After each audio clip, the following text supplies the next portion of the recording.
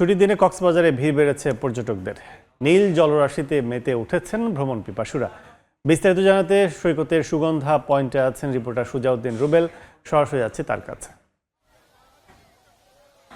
বঙ্গোপসাগরে লঘু চাপ সৃষ্টি হয়েছে, যার কারণে সাগর উত্তাল রয়েছে।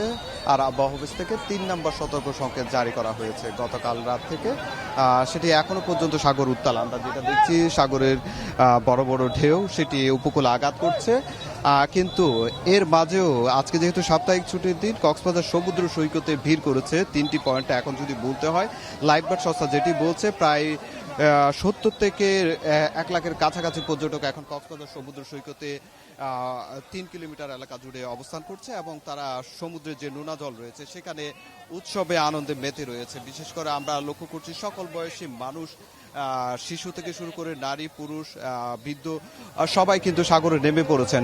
কিন্তু কক্সবাজারের আবহাওয়া পরিস্থিতি যদি বলতে হয়, সকাল থেকে গুড়ি গুড়ি বৃষ্টি হয়েছে, আবার রোদ, এখন তীব্র রোদ, ব্যবসা গরম পড়ছে। এর মাঝেও কিন্তু পর্যটকরা যেটি বলছে, বর্ষা মৌসুমে আসলে সাগরের যে উত্তাল ঢেউ সেই রূপ দেখার জন্য তারা কক্সবাজারে ছুটে এসেছেন এবং তারা কক্সবাজার ছুটে এসে যে আনন্দ উচ্ছ্বাস করার যে তারা উপেক্ষা করেই কিন্তু উত্তাল সাগরের ঢেউ উপেক্ষা করেই কিন্তু আনন্দে মেতে রয়েছেন। তারা বলছেন পর্যটকরা যেহেতু সাগর উত্তাল রয়েছে সেক্ষেত্রে এখানে লাইফগার্ড কর্মীরা সতর্ক সংকেত দিচ্ছে, তারপর তারা গভীর সাগরে গিয়ে আনন্দ উচ্ছ্বাসে মেতে রয়েছেন। তবে আমরা সকাল থেকে আসলে লক্ষ্য করছি বিপুল সংখ্যক পর্যটক, এখানকার যারা লাইফগার্ড থেকে শুরু করে এখানকার যারা ব্যবসায়ী রয়েছে, বিশেষ করে জেটস্কি থেকে বিচ বাইক ঘোড়াওয়ালা থেকে শুরু করে ফটোগ্রাফার, তারা বেশ আনন্দিত।